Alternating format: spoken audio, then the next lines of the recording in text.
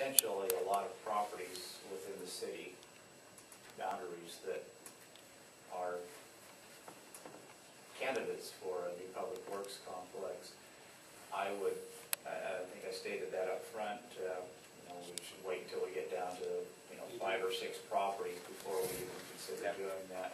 The other thing Kent mentioned is they're going to know who we are because we've already approached them, we being the city.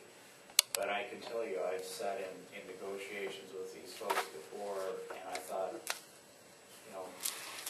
the university had done a good job negotiating, and these people come up with things we've never thought of, and it helps level the playing field a lot better. So I wouldn't want to throw it off the table just yet, but obviously we need to wait until we're down to 5 or 6 properties, or even less. I hope it's an easier process than that. But I just want to throw it out there.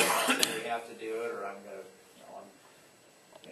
adamant that we do. I just think it's something to tell consider. the council we may want to have a real estate professional. We won't know that till we get down to the last candidate. And I agree with that. The word potential in the item here.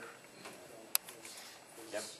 You did mention that, Jim, once we get down to 5 or so. And so, just kind of a summary then, we're talking about potential use of a real estate professional, and that would be in a consulting capacity as opposed to the actual purchase. So,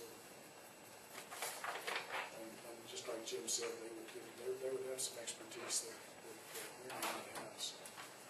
I'm wondering just if this might even happen, given the economy the way it is right now. If there's several properties that are very interested in selling, it might just be the reverse, is that we'll have people competing to sell to us rather than us. Wouldn't that be nice? No, I think that's very popular. I know a couple of these, that's the case. They're dying to sell. And so if there's 3 or 4 that want, they know they've got to get competitive. It's a little different situation than we're normally trying to talk them into selling their property. Sure. Well, and again, then the real estate professional may have some knowledge along those lines that we don't have.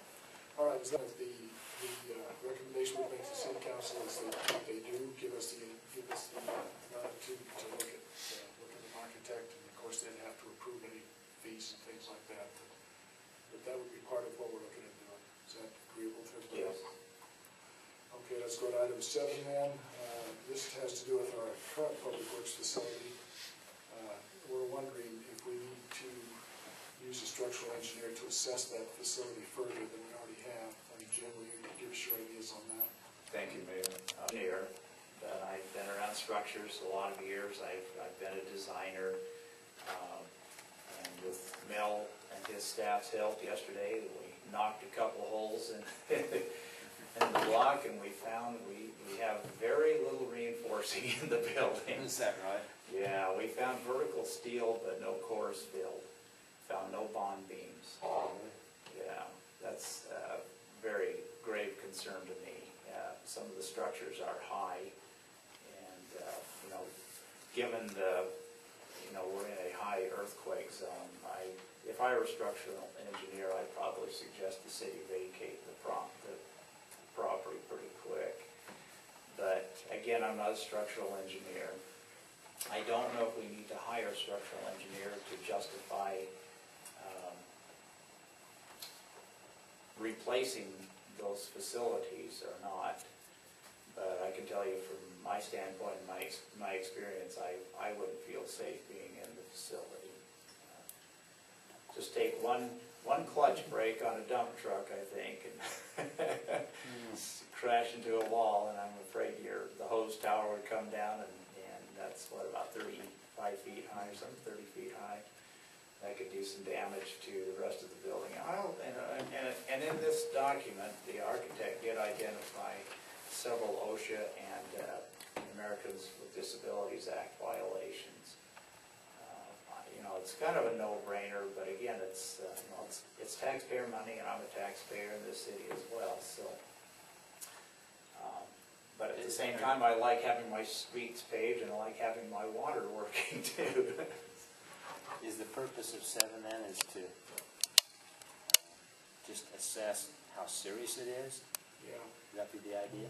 If But I don't know if we need to do it. I just don't know how much justification the public really feels needs to be presented to justify the project in and of itself. We know that the fire station was there before the shop. The shop, we know, is at least 35 years old. I haven't, as we went through the meeting, I didn't hear any concerns yet about it, but then we also haven't been to any meetings where financing of the building has been discussed. So my proposal is that when we get to that stage, if there's not buy-off from the community with what we have justified so far, and we feel like we need to go further, that, we can say, okay, we'll get a structural engineer in here, that will cost money, but if that's what you need to understand. But my feeling is that at this point, the study is pretty strongly worded with regard to the necessity of replacing this. And I mean, I'm fully convinced after having read it.